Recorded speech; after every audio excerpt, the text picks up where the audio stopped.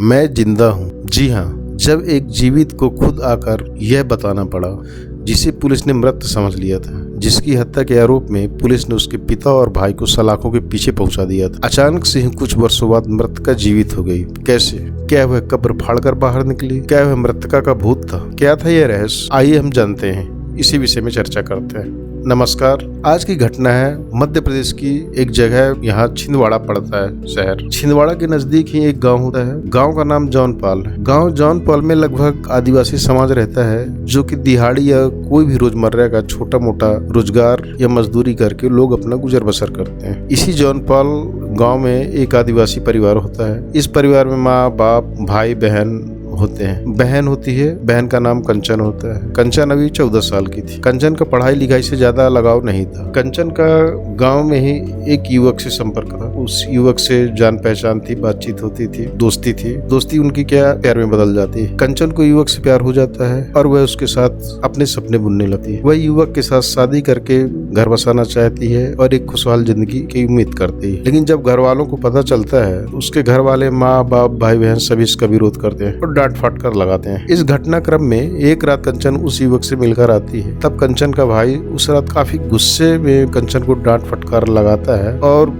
2 थप्पड़ जड़ देता है और कंचन इस व्यवहार से आहत होकर उसी वक्त वह घर छोड़ देती है। घर छोड़ने पर जब कंचन काफी समय तक वापस नहीं लौटती है, तब उसके घर वाले इसकी खोज में निकलते हैं। काफी खोजबीन के बाद कंचन का कहीं पता नहीं चलता है। तब लोगों की सलाह पर नजदीक ही पुलिस स्टेशन पर कंचन की गुमशुदगी की FIR दर्ज करवाई जाती है। FIR दर्ज होने पर पुलिस सभी फॉर्मल कार्रवाई करती है और कंचन की तलाश जारी रखते हैं। लेकिन कंचन नहीं मिलती। समय बीता है और अब कंचन को लापता हुए 7 साल हो गए। मतलब 2014 से 2022 आ जाता है। इसी वक्त मध्य प्रदेश सरकार गुमशुदा लोगों को ढूंढने के वास्ते एक अभियान चलाती है। उस अभियान का नाम दिया जाता है मुस्कान। इस मुस्कान ऑपरेशन के तहत अपने घर परिवार से बिछड़े हुआ या किसी भी कारणवश गुमशुदा हुआ या किसी ने किडनैप कर लिया, किसी भी अन्य कारण से बिछड़ गया, ऐसे लोगों को इस अभियान के तहत उन्हें ढूंढकर उनकी सही जगह पहुंचाकर उनके गार्जियनों को सौंपकर सरकार अपना अभियान इस विषय में तेज करती है। इस अभियान के तहत मध्य प्रदेश सरकार को अच्छी खासी सफलता मिली। लगभग 2500 बच्चे बच्चियों को खोजकर सरकार उनके माँ बाप को सौंप चुकी थी। इसी अभियान के तहत छिंदवाड़ा पुलिस स्टेशन में भी आदेश होता है कि आप भी अपना थाने का गुमशुदगी रिपोर्ट सर्च कीजिए।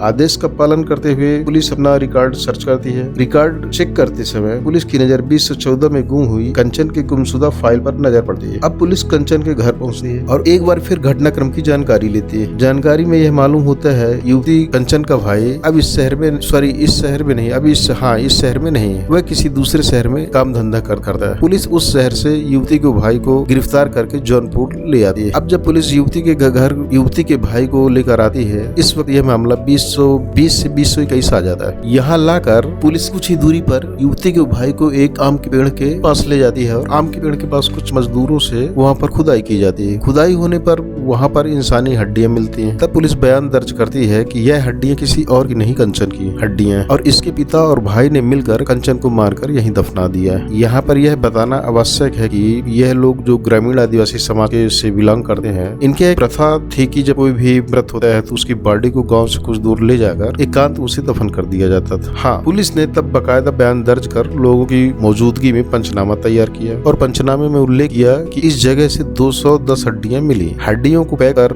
लैब भेज दिया गया। अब पुलिस ने परिवार से लड़की के बाप और भाई को गिरफ्तार कर लिया और बकायदा प्रेस कॉन्फ्रेंस करके केस को सुलझाने का श्रेय लेते हैं और पुलिस खुद की पीठ थपथपाती है। पुलिस बयान करती है कि ऑपरेशन मुस्कान के तहत हमने सफलता के कई रिकॉर्ड दर्ज किए। उसमें एक यह भी है कि एक गुमशुदा लड़की को, जिसे कि उसके घर पे ही माँ बाप लोगों ने मतलब एक तरह से ऑनर किलिंग किया, जिसका कि कत्ल करके उसके बाप और भाई ने उसे दफन कर दिया और इस केस को पुलिस ने बड़े सफलतापूर्वक हल किया। अब पुलिस युवती के भाई और पिता को कोर्ट में पेश करती है और वहाँ पर भी यही कहानी सुनाती है कि घटना की रात्रि कंचन अपने बॉयफ्रेंड से मिलकर आती है। देर आने पर कंचन के पिता और भाई उस पर गुस्सा करते हैं और कंचन का भाई आवेश में आकर वहीं पास पड़ा एक डंडा उठाता है और उसके सिर में मार देता है। डंडा सिर में लगते ही कंचन की खोपड़ी फट जाती है और इसकी जान चली जाती है। युवती के मर जाने पर पिता और भाई घबरा जाते हैं और घबराहट में अनान फनान में उसकी लाश को उठाकर आम के पेड़ के नीचे दफन कर देते हैं। यह बयान रिपोर्ट फाइल पेश की पुलिस ने कोर्ट में, न्यायालय में। न्यायालय दोनों आरोपी भाई और पिता को सुनवाई करते हुए वहीं से सीधे जेल भेज देती है। युवती का भाई 2021 से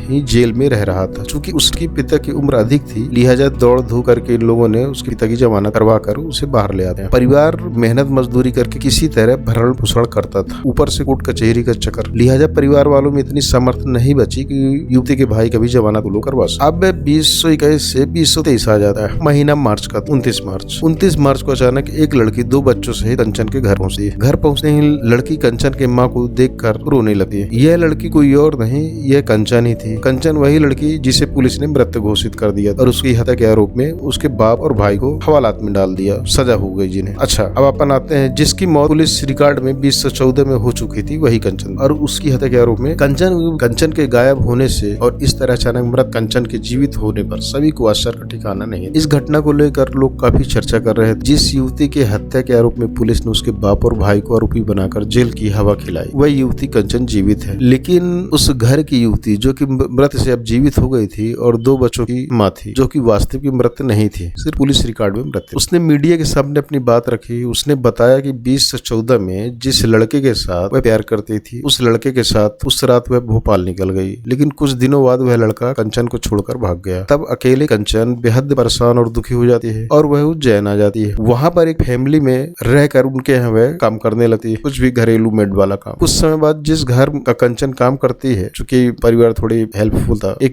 मानवीय दृष्टिकोण के चलते उन्होंने उसका क्या है, एक विवाह यहाँ के एक लड़के से ही उसका विवाह करा दिया जाता। समय अब आगे बढ़ता है। कंचन 2 बच्चों को जन्म देती है। उसका जीवन फिर से हंसी खुशी चलने लगता है। कंचन बताती है, कुछ समय पहले मैं यहीं पास के गाँव आई थी, तभी वहाँ पर किसी ने उसे पहचान लिया और पूछा, तुम कंचन हो? कंचन चूंकि काफी समय बाद अपना नाम सुनकर हैरान होती है, क्योंकि अब वह जहाँ रहती थी वहाँ उसका नाम कुछ और था और कंचन नाम सिर्फ उसके गाँव वाले ही जानते। उसने कहा, हाँ मैं कंचन हूँ, लेकिन आप मुझे कैसे पहचानते हैं? तब वह व्यक्ति बोलता है कि मैं तुम्हारे गांव का हूँ और सिर्फ तुम्हारी वजह से तुम्हारे घर वाले काफी परेशान हैं और वह तबाह हो चुके, बिल्कुल बर्बाद हो चुके। तुम्हारे पिता जमानत पर हैं और तुम्हारा भाई तुम्हारी हत्या के जुर्म में सजा काट रहा है। तुम्हारा परिवार पूरी तरह तबाह हो गया है। यह सुनते ही कंचन घबरा जाती है और वह निश्चय करती है कि अपने गाँव जाकर वह सच का पता लगाएगी। तब वह अपने ससुराल वालों से अनुमति लेकर और कुछ उनसे पैसे लेकर व्यवस्था करके अपने गाँव जौनपुर पहुंचती है और सभी बातें घटनाक्रम मीडिया के सामने रखती है। जैसे ही उसके जिंदा होने की खबर पुलिस के उच्च अधिकारियों को लगती है, वह यह खबर सुनकर सख्ते में आ जाते। उन्हें समझ में नहीं आता कि इस बारे में क्या वह डिफेंस करें। उन्हें अपनी गलती का एहसास हो रहा था। उन्हें लग रहा था कि ऑपरेशन मुस्कान के तहत पुलिस विभाग से भारी गलती हो गई है। तब पुलिस अधिकारी एक प्रेस कॉन्फ्रेंस करते हैं और जानकारी देते हैं कि जिन 200 हड्डियों को लैब भेजा गया था, अभी इसकी रिपोर्ट नहीं आई है। यह बेहद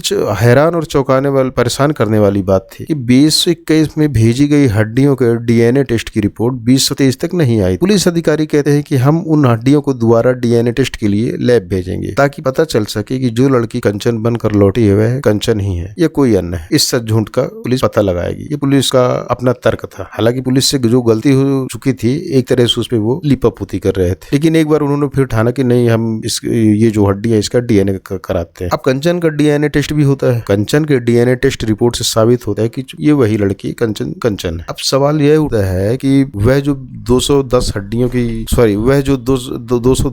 थी वह किसकी हैं? इसका जवाब देने के लिए युवती कंचन के चाचा सामने आते हैं और वह कहते हैं कि जिस वक्त पुलिस यहाँ खुदाई कर रही थी, तब मैंने पुलिस वालों से कहा था कि यह हड्डियां किसी और की नहीं बल्कि मेरी पत्नी की हैं, जिसकी डेड बॉडी हमने यहीं पर दफन की थी। लेकिन पुलिस वाले उस वक्त हमको डरा धमका कर शांत रहने, वो किसी तरह सुनने को तैयार ही नहीं, या वो सुनना ही नहीं चाहते। और फिर उस हत्या के आरोप में मेरे बड़े भाई यानी कंचन के पिता और उसके बेटे को गिरफ्तार कर लेते, मुकदमा दर्ज करके जेल भेज देते हैं। कुछ समय बाद हड्डियों का डीएनए टेस्ट रिपोर्ट आती है और युवती के चाचा की बात सही निकलती है कि भाई वह हड्डियां हैं उसके पत्नी की थी। कंचन की माँ भी एक बयान देती है। वह बताती है कि जब इनका पति बेटा गिरफ्तार हो गया तब पुलिस वाले आते थे और धमकाते थे कि तुम लोग कोर्ट कचहरी का चक्कर लगाना बंद करो, नहीं तो तुम लोगों को तबाह और बर्बाद कर। कंचन के पिता का भी बयान था, पुलिस वाले मुझे भी धमकाते थे और कहते थे कि तुम कोर्ट कचहरी के चक्कर लगाना बंद नहीं किया तो तुम तो जमानत पर बाहर हो, लेकिन तुम्हारा बेटा जो जेल में बंद है वह कभी बाहर नहीं आ पाएगा। इस तरह की धमकी देकर पुलिस उन लोगों को डराती धमकाती रहती थी। इसके बाद यह मामला फिर हाई कोर्ट में जाता है। वहाँ जज साहब सबकी बात सुनते हैं। कोर्ट में कंचन भी मौजूद थी और उसके पिता भी, कंचन का भाई भी। वह भाई